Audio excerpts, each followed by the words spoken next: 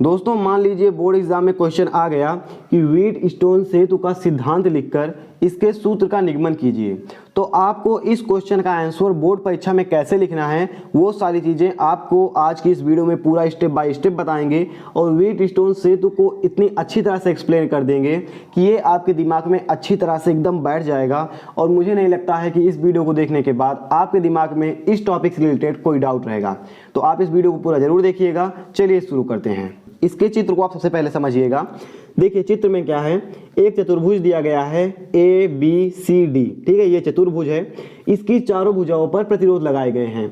देखिए पहले पर क्या लगा है, पी लगा है, फिर क्यू लगा है, फिर आर लगा है, फिर एस लगा है।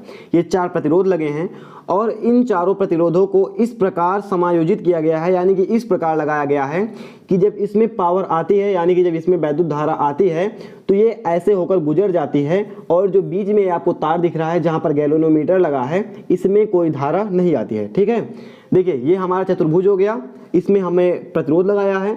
अब इसको धारा कहां से मिलेगी, तो धारा देने के लिए यहाँ पर एक सेल लगा है। ठीक है, ये देखिए ई लगा है ना, ये इसका वैद्युत वाहक बल है। यहाँ पर एक सेल लगा है, इसके प्लस सिरे से यहाँ पर देखिए धारा आई जाती है। अब जब ये धारा जो है यहाँ पर पहुंचती है बिंदु ए पर, तो ए से क्या है, यहाँ पर देखिए दो तार गए हैं तो दोनों में धारा जाएगी। तो पहले तार में चली जाती है धारा I1 और दूसरे तार में चली जाती है I2। अब हमने बोला कि हमने इस प्रतिरोधों को इस प्रकार संयोजित किया है जिससे कि ये धारा जैसे यहाँ पर आती है तो ये धारा इसमें IG में नहीं जाती है, I1 इसमें गई तो ऐसे घूम कर I1 इसमें आएगी और इस साइड से ऐसे निकल जाएगी। I2 यहाँ पर गई, ऐसे आएगी और ऐसे यहाँ से चली जाएगी, IG में कोई भी धारा नहीं जाएगी। अब हमें सिद्ध क्या करना है कि अगर जो IG बराबर 0 है, ठीक है, हमें पता है कि IG बराबर 0 है और सिद्ध क्या करना है कि अगर IG बराबर 0 हो तो P अपॉन Q ये किसके बराबर होगा, ये होगा R अपॉन S के बराबर। यही हमें सिद्ध करना है। ठीक है, ये हमें पता है और ये सिद्ध करना है। तो देखिए सिद्ध करने से पहले आपको लिखना किस तरह से है वो देख लीजिए। सबसे पहले आपको चित्र बनाना है। चित्र बनाने के बाद जैसा कि आपको क्वेश्चन में बोला जाएगा आपको लिखना है सिद्धांत। सिद्धांत किस तरह से लिखना है, ऊपर हेडिंग डालनी है व्हीटस्टोन सेतु का सिद्धांत और फिर लिखना है कि व्हीटस्टोन सेतु एक ऐसा परिपथ है जिसमें एक चतुर्भुज ABCD की चारों भुजाओं पर प्रतिरोध लगाए जाते हैं। ठीक है, सेम वही बात है। क्या बोल रहा है कि ABCD जो चतुर्भुज है इसकी भुजाओं पर प्रतिरोध लगाए जाते हैं। अब क्या किया जाता है, तथा एक विकर्ण BD पर क्या है, एक ये विकर्ण है BD पर क्या लगता है, धारा मापी या गैल्वेनोमीटर लगा दिया जाता है। गैल्वेनोमीटर हमने लगा दिया। अब प्रतिरोधों को इस प्रकार समायोजित किया जाता है कि धारा मापी में कोई भी विक्षेप ना हो। ठीक है, इस प्रकार प्रतिरोधों को समायोजित किया जाता है कि धारा मापी जो है हमारा गैल्वेनोमीटर है जो यहाँ पर लगा हुआ है इसमें कोई भी विक्षेप ना हो। तो इस स्थिति को सेतु की संतुलन स्थिति कहा जाता है। ठीक है, अगर कोई विक्षेप धारा मापी में नहीं हो रहा है इसका मतलब होता है कि IG बराबर 0 है, यानी कि जब इसमें धारा आएगी तो यहाँ पर इसमें विक्षेप होगा, लेकिन धारा आएगी ही नहीं तो विक्षेप कहाँ से होगा, तो विक्षेप नहीं होगा तो IG बराबर 0 है। तो अगर IG बराबर 0 है तो इसे क्या कहा जाता है, इस सेतु की संतुलन स्थिति कहा जाता है। और एक चीज ध्यान दीजिएगा, संतुलन की स्थिति में क्या होता है, संतुलन की स्थिति में चित्रानुसार, चित्र को आप देखेंगे तो P अपॉन Q बराबर R अपॉन S होता है, जो कि आपको सिद्ध करना है ये होता है। लेकिन आपको बताना है कि जो होता है ये कैसे होता है। ठीक है, अब आपने इतना लिख लिया जितना आपको पता है, जो आपको सिद्ध करना है वो आपने अंतिम लाइन में लिख लिया और जो आपको पता है आपने ऊपर लिख लिया। अब आपको इसके सूत्र का निगमन करना है। तो भैया निगमन कैसे करना है वो भी आप देख लीजिए। तो निगमन कैसे करना है इसे आपको देखते हैं। यहाँ पर क्या है, जब परिपथ में, ठीक है, इसको हम ऊपर रखते हैं ताकि आपको चित्र से आप समझते रहें। बोल रहा है जब परिपथ को सेल से धारा I दी जाती है, ठीक है, परिपथ को सेल से धारा I दी जाती है तो क्या होता है, धारा A पर दो भागों I1 और I2 में बढ़ जाती है। तो धारा क्या होती है, I यहाँ से दी जाती है तो A पर क्या होती है, I1 और I2 में बढ़ जाती है। सही बात है, बात में भाई दम है। चूंकि धारा मापी में विक्षेप नहीं होता है इसलिए प्रतिरोध P तथा Q को धारा I तथा प्रतिरोध R और S को धारा I2 मिलती है। ठीक है, कहा क्या जा रहा है, अब देखिए यहाँ पर बोल रहा है कि जब इसमें विक्षेप नहीं होता है तो P और Q को I1 मिलती है और R और S को I2 मिलती है। अब इसे आप देखिएगा, धारा यहाँ से चली, यहाँ पर क्या है I1 धारा है। अब यहाँ पर आएगी तो इस जोड़ से नीचे की तरफ कुछ धारा आनी चाहिए। अगर यहाँ से I1 में से कुछ चली गई तो यहाँ पर डिफरेंट धारा पहुंचेगी, लेकिन IG बराबर 0 है, यहाँ पर धारा जा ही नहीं रही है, तो जो धारा हमें यहाँ पर मिल रही है वही घूमकर यहाँ पर आ रही है और वही नीचे जा रही है। ठीक है, बहुत ज़्यादा इससे आप मत समझने की कोशिश कीजिए। अगर आपको समझ में नहीं आ रहा है तो वीडियो को देखते रहिए, सब कुछ आपको समझ में आ जाएगा। ठीक है, तो यहाँ पर इसको इस मतलब कि I1 और I2 मिलती है, इतना आप समझ गए। अब क्या बोल रहा है, इस स्थिति में, किस स्थिति में, जब P और Q को I1 और R और S को I2 धारा मिले, तो इस स्थिति में हम लगा देंगे क्या, किरचॉफ का दूसरा नियम। और अगर हम इसे लगा देंगे तो हमें जो सिद्ध करना है वो बहुत ही आसानी से मिल जाएगा।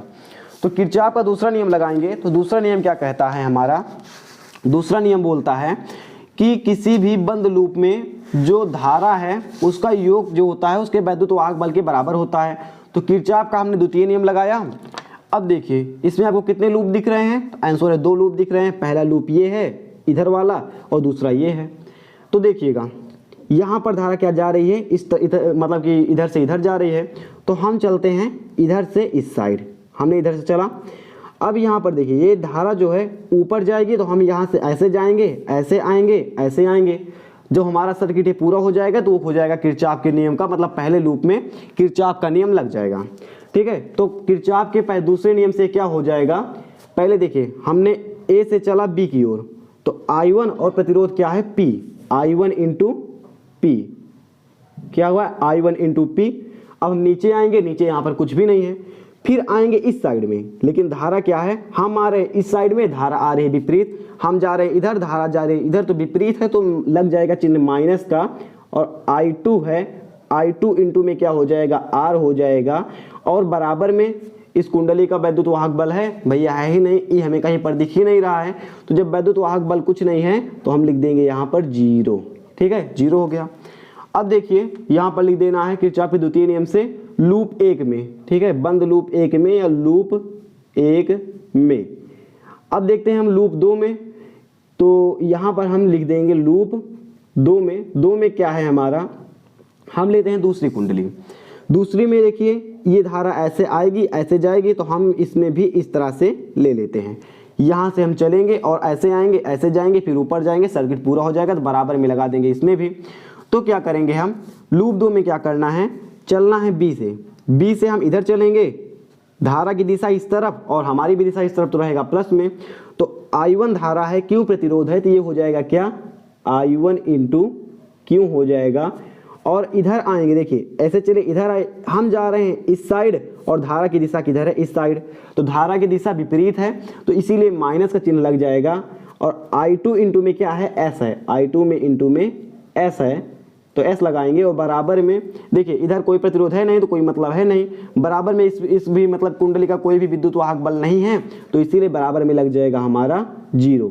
इसे हमने मान लिया समीकरण 1 मान लिया, इसे मान लिया समीकरण 2। अब क्या करेंगे हम, समीकरण 1 को क्या करेंगे, 1/2। तो समीकरण 1 क्या है, I1 P माइनस I2R। ठीक है, यहाँ पर देखिए एक चीज़ अभी आपने नहीं लिखा, यहाँ पर ये माइनस है, इसे हम काट देते हैं अभी। I1P माइनस का I2R है ना, तो हम क्या लिख सकते हैं, I1P बराबर किसके हो जाएगा, I1P बराबर हो जाएगा I2R के। ये तो लिख सकते हैं ना, ये बहुत ही आसान है, ये माइनस इधर आएगा तो प्लस हो जाएगा। और इसी प्रकार I1Q किसके बराबर हो जाएगा, I2S के हो जाएगा। ठीक है, I2S के हो जाएगा, तो इसको हम मानेंगे समीकरण 2 और इसको मानेंगे समीकरण 1। यहाँ पर थोड़ी सी मिस्टेक हुई, इसे आप ध्यान दीजिएगा। तो ये क्या है, I1P बराबर में किसके है, पहला समीकरण I2R के है, किसके, I2R के। और इसी प्रकार क्या है, समीकरण 2 में क्या है, I1Q बराबर किसके है, I2S के, बटे में I1Q और बराबर में किसके है, I2S के है। हमने भाग दिया, I2 से I2 कैंसिल, I1 से I1 कैंसिल, क्या मिला हमें, P/Q मिला, और इस साइड में क्या मिला, R/S मिल गया। इतनी आसानी से मिल गया, ये हमारा सिद्ध हो गया। और आप लिख सकते हैं कि व्हीटस्टोन सेतु की संतुलन की स्थिति में P/Q बराबर R/S होगा। ये हमें सिद्ध करना था और ये हमारा आ चुका है। आई थिंक आप समझ गए होंगे किस तरह से हमें सिद्ध करना था। आसान था, समझ में आपको आ गया होगा। अगली वीडियो आप किस टॉपिक पर चाहते हैं वो हमें कमेंट कीजिएगा, और कैसे लगी आपको वीडियो ये हमें कमेंट करके आप जरूर बताइएगा। तो मिलते हैं इसके नेक्स्ट वीडियो में। जय हिंद।